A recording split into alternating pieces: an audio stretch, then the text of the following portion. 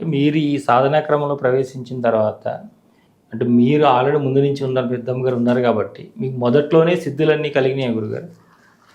సిద్ధులు అంటే ఇప్పుడు భగవత్ సాక్షాత్కారమే ప్రధానం అన్నిటికన్నా. అంటే మనకు ఒక అవగాహన, ఇప్పుడు గణపతి ఉపాసన, అసలు గణపతి ఎవరు, ఆ గణపతి స్వరూపం ఏం చెప్తోంది జ్ఞానం మనకి, అది మనం తెలుసుకోవడం, అదే సిద్ధి. మీకు భగవంతుడు దర్శనం కలగడమే సిద్ధి. అన్ని సిద్ధుల్లోకి ఈ సిద్ధి గొప్పది. ఎవరైనా కూడా ప్రయత్నించవచ్చు. అంటే మనం చూసేటువంటి క్షేత్రాల్లో కానీ, మనం పూజించేటువంటి దేవతా స్వరూపాలని కానీ దర్శనం కావాలని ప్రతివాడు కోరాలి. ఆ దర్శన భాగ్యంతో మనకి జ్ఞానాన్ని కూడా వాళ్ళు ప్రసాదిస్తారు. అందుకని కొంత స్వాధ్యాయనం ఉండాలి. కేవలం దర్శనం కలిగింది సంతృష్టి చెందుతారు, కానీ లాభం ఏముంది? కానీ కొంత జ్ఞానం, అదే ఆ గణపతి తత్వం గురించినటువంటి విచారణ చేస్తుంటే వేదం ఉపనిషత్తులు అవన్నీ కూడా, ఉపనిషత్తులన్నీ ఇవే, తత్వ విచారణే ఉపనిషత్తులు. అందుకని గణపతి తత్వంలో ఉంటుంది కొన్ని రహస్యాలు.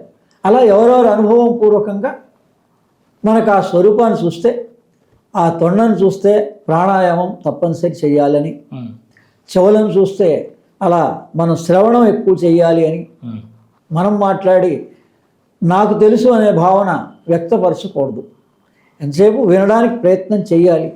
అలా ఆ స్వరూపంలో, ఆ తత్వంలో మన పంచభూత తత్వాలు కూడా ప్రతి దేవతా స్వరూపంలో ఉంటాయి. అంటే మీరు ఈ సాధన క్రమంలో వీటిని గమనించే విధానం మారిపోయింది. వీటిని చూసే విధానం అంతకుముందు చూసే విధానానికి ఇప్పుడు చూసే విధానానికి, ఇప్పుడు మొదట ఏంటంటే భగవంతుడు అంటే భయం ఉండకూడదు. ఇప్పుడు వీడు భయంతో భక్తి, ఇది అసలైన భక్తి కాదు. ఇంకొకటి మూఢభక్తి, ఇది ఇలాగే చేయాలి, ఇది లేకపోతే ఏదో జరుగుతుంది, అలాంటిది ఏమీ ఉండదండి. గణపతి అంటే మీరు కేవలం గణపతి నవరాత్రులే కాకుండా మీకు ఎప్పుడు ఆ గణపతి గురించి తెలుసుకోవాలనుకున్నా ఆ గణపతి తత్వాన్ని చదువుకోండి, ఆ స్వరూపాన్ని గమనిస్తూ ఉండండి. అది స్థిరత్వాన్ని బోధిస్తుంది, సిద్ధిని బుద్ధిని కలగజేస్తుంది. అంటే మొట్టమొదటి అది మూలాధారంలో ఉంటుంది. మన మూలాధారంలో ఉన్నటువంటి ప్రాణశక్తినే గణపతి అంటారు. అది యోగం తెలిస్తే కానీ ఈ రహస్యం తెలియదు. మనం అప్పటి వరకు అనుకుంటాం కేవలం ఒక స్వరూపము, దాన్ని ముట్టుకుంటే ఇలా ఉంటుంది, లేకపోతే స్నానం చేసిన తర్వాతనే దాన్ని ముట్టుకోవాలి, అభిషేకం చేయాలి, ఇలాంటివన్నీ ఉంటాయి. కానీ అలా కాదు. అది మనం ఎంత తెలుసుకుంటూ ఉంటే, యోగాభ్యాసం చేస్తూ చేస్తూ పోతే మీకు ఒక్కొక్క చక్రము దాటుతూ ఉంటే మీకు ఆయా తత్వాలు తెలుస్తాయి. మూలాధారంలో గణపతి మన గణపతి మూలాధారంలో అంటే ఇవన్నీ కూడా ప్రాణశక్తి. అసలుగా అయితే ప్రాణశక్తి, కానీ ఎక్కడుందో మన దేహంలో దానికి ఒక్కొక్క పేరు పెట్టారు. అదే గురుగారు, మూలాధారంలో గణపతి ఉన్నారని మనం ఎలా చెప్పగలుగుతున్నారంటే అక్కడ ఆ రూపంగా ఉండేదా, లేదంటే ఆ తత్వం ఉంటుందా, ఎలా? ఇప్పుడు మూలాధారంలో ప్రాణశక్తి ఉంది, స్వాధిష్టానంలో ప్రాణశక్తి ఉంది, మణిపురంలో ప్రాణశక్తి ఉంది. దీనికి ప్రాణ సైకిల్ అని ఉంది. అంటే 24 గంటలు మనం కాలం ఎలా ఉదయం, మధ్యాహ్నం, సాయంత్రం, సంధ్యా సమయంగా అంటున్నామో, మన లోపల ప్రాణం కూడా ఒక క్రమబద్ధంగానే సంచరిస్తుంది. అది తెలుసుకోవడానికే మానవుడు అనేటువంటి వాడు భూమి మీద ఈ చరాచర జీవరాశులన్నింటికన్నా ఉత్తమోత్తమైనటువంటి మానవ జన్మ అసలు ఎందుకు వచ్చింది? 3 ప్రశ్నలు ఎప్పుడూ వేసుకుంటూ ఉండాలి. అందుకని రమణ మహర్షికి మనందరం కూడా రుణపడి ఉన్నాం. నేనెవరిని, నేనేం చేస్తున్నాను, నా లోపల పరిస్థితి ఏంటి? అంటే అది ఆరోగ్యం రీత్యా కావచ్చు, మానసిక రీత్యా కావచ్చు, సమస్య అయినా కావచ్చు. నాకెందుకు వచ్చింది సమస్య, వేరే వాళ్ళకి ఎందుకు రాలేదు, తీవ్రంగా ఉండాలి. ఇప్పుడు మనం ఏ విషయాన్నైనా 4 రోజులు వినడం, తర్వాత దాని గురించి మర్చిపోవడం జరుగుతుంది. అదే పొరపాటు అన్నమాట. అందుకని ఇది ప్రాణమే ఒక్కొక్క స్థానంలో ఉన్నప్పుడు దానికి ఒక్కొక్క దేవతా స్వరూపంగా భావించారు. అవును గురుగారు, అంటే మీరు యోగ మార్గంలో ప్రవేశించారు. ఈ షట్చక్ర భేదన అనేది ఎప్పుడు జరిగింది, దాని అనుభూతి గురించి?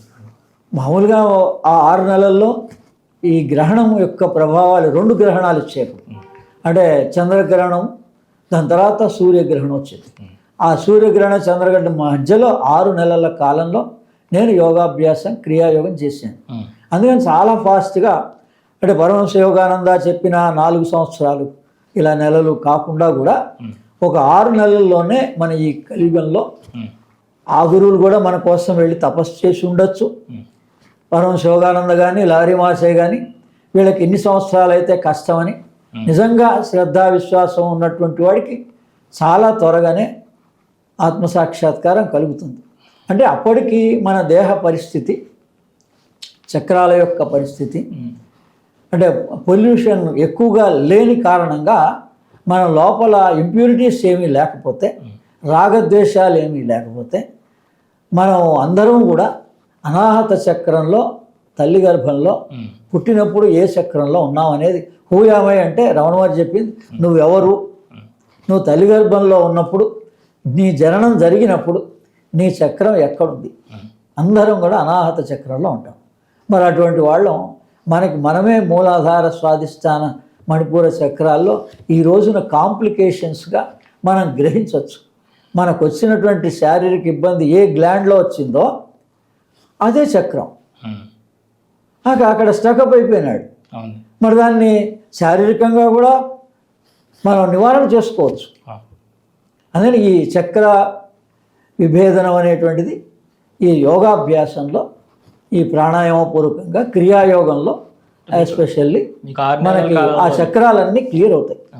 మనం సాధన చేస్తూ పోతే క్లియర్ అవుతాయి. అందుకని 6 నెలల్లో 6 చక్రాలు పరిశుద్ధమైన అనుకోవచ్చు, చక్ర శుద్ధి జరిగింది అనుకోవచ్చు.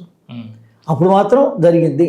తర్వాత మళ్ళీ మనం మన జీవిత విధానంలో లోపం వల్ల, మన టైం టేబుల్ లోపం వల్ల మనం ఎప్పుడు నిద్రపోవాలి, ఎప్పుడు ఎలా నిద్ర లేవాలి, నిద్ర లేచినప్పుడు ఏ రకంగా ఉండాలి, ఏ ఆహారాలను ఎప్పుడు తీసుకోవాలి, ఇవన్నీ కూడా ప్రస్తుతం అస్తవ్యస్తంగా ఉన్న కారణంగానే అనారోగ్యాలు వస్తున్నాయి.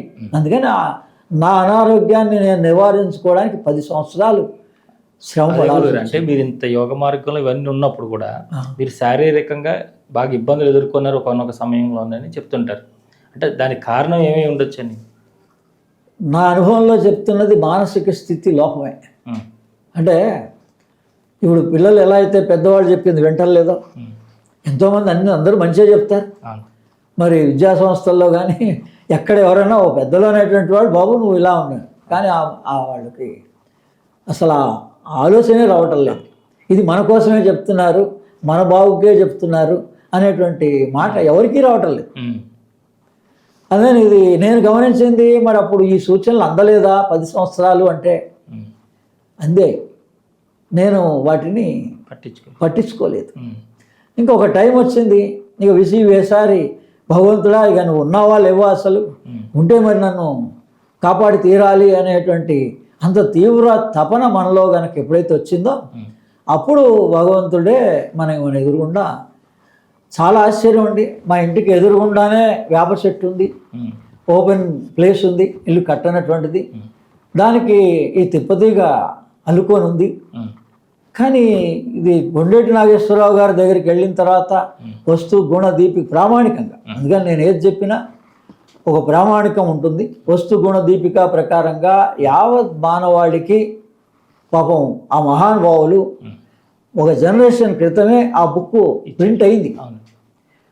అందులో మనందరికీ ఏం కాంప్లికేషన్ ఉందో ఒక్క 2 పేజీలు చదువుకోవాలి, చూసుకోవాలి. మనం ఇందులో ఎంతవరకు అమలుపరచగలుగుతాం అనేది జాస్ ఉంటే ఇన్ని సంవత్సరాల పాటు ఈ డయాబెటీస్ గురించి కానీ, ఈ బీపీ గురించి కానీ ఇలా ట్యాబ్లెట్లు వేసుకోరు. అది దాన్ని ఇంక మనం ఏమంటాం, ఇక ఇప్పుడు మనం చెప్పడానికి వేరే వాళ్ళకి ఏవో ప్రార్థనలు చెప్తే నాకైతే ఇటువంటివన్నీ ఏవి కావు అని ఆ రోజున నాకు నివారణ అయినప్పుడు మాత్రం, ఆ 2 నెలల్లో నివారణ అయినప్పుడు నేను పరిశీలించాను. ఈ దోషాలు అంటున్నారు, ఈ ప్రారంధాలు అంటున్నారు, లేకపోతే వాస్తు బాగాలేదంటున్నారు, ఇవన్నీ నిజమా, ఏది సత్యం, ఈ విషయంలో ఏది యథార్థం? సత్యం అంటే యథార్థం, అబద్ధం నిజం కాదు. మనం అనుకునేటువంటిది ఈ మాట సమయానుసారంగా ఇప్పుడు మాట్లాడిన తర్వాత కాలంలో మళ్ళీ మార్చాల్సి వస్తుంది, మారిపోతూ ఉంటుంది. అది కాదు సత్యం, ఎప్పటికీ మారంది ఏది ఉందో సూర్యుడు చంద్రుడు సత్యం అండి, అంతే. అలాగే మనం ఇదేంటిది, ఇది నాకు ఎందుకు వచ్చింది అనేటువంటిది మనం ప్రశ్నించుకోవాలి. దానికి మాత్రం ఏ భగవంతుడు దిగిరాడు, మనం ఏ ఆత్మ సాక్షాత్కారం కలిగినా ఆ ఆత్మ కూడా ఏం ప్రేరణ చేయదు లోపల నుంచి. వెలుగు, ఆత్మ అంటే వెలుగు. వెలుగు ఎప్పుడు ప్రకాశిస్తూనే ఉంది. కానీ ఆ వెలుగు మన అవసరాలను అలా ఏం తీర్చదు. మనం అనుకుంటున్నట్టుగా మన రోగాలు తీరడం కానీ, మన సమస్యలు తీరడం కానీ, ఉద్యోగాలు కావాల్సిన ఉద్యోగాలు చేయడం కానీ ఇవన్నీ అలా వెలుగేం చేయదు. వెలుగంటే జ్ఞానం. మనం ఆ జ్ఞానం పట్టుకోవాలి. మీరు ఏ ఫీల్డ్లో ఏం అడుగుతున్నారో ఒక చదువు గురించి దానికి సంబంధించిన సరైన జ్ఞానం పొందాలి. ఉద్యోగం గురించి సరైన జ్ఞానం పొందాలి. ఇప్పుడు నేను చదువుకున్నది ఇది, నాకు ఎక్కడ ఏ ప్రాంతంలో అయితే దీనికి సరైనటువంటి ఉపాధి దొరుకుతుంది, లేదు మనం ప్రస్తుతం అవసరాలకు తగ్గట్టుగా దిగి ఆ వచ్చిన దాంతో సంతృప్తి పడాలనే ఆ జ్ఞానం ఉండాలి. కానీ ఆయా స్వరూపాలని ఋషులు కల్పించారు. ఆయా స్వరూపాలని ప్రాణమే, మొత్తం మన దేహంలోని ప్రాణమే. మీరు ఏ దేవతాశక్తి చెప్పినా ఇంక యోగం చేసినటువంటి వాడికి ఈ భ్రమలు ఏమి ఉండవు, ఈ దేవతా భ్రమలు ఏమి ఉండవు. ఉన్నదంతా కూడా ఒకటే ప్రాణమే, ముఖ్య ప్రాణమే. అది మీకు ఆయా సమయంలో, సమయం ప్రధానం. ఉదయం మధ్యాహ్నం అలా దాని సమయాలు ఉంటాయి. దేహంలో సంచారం చేసే సమయాల్ని బట్టి దానికి ఆయా పేర్లు పెట్టుకున్నాం మనం.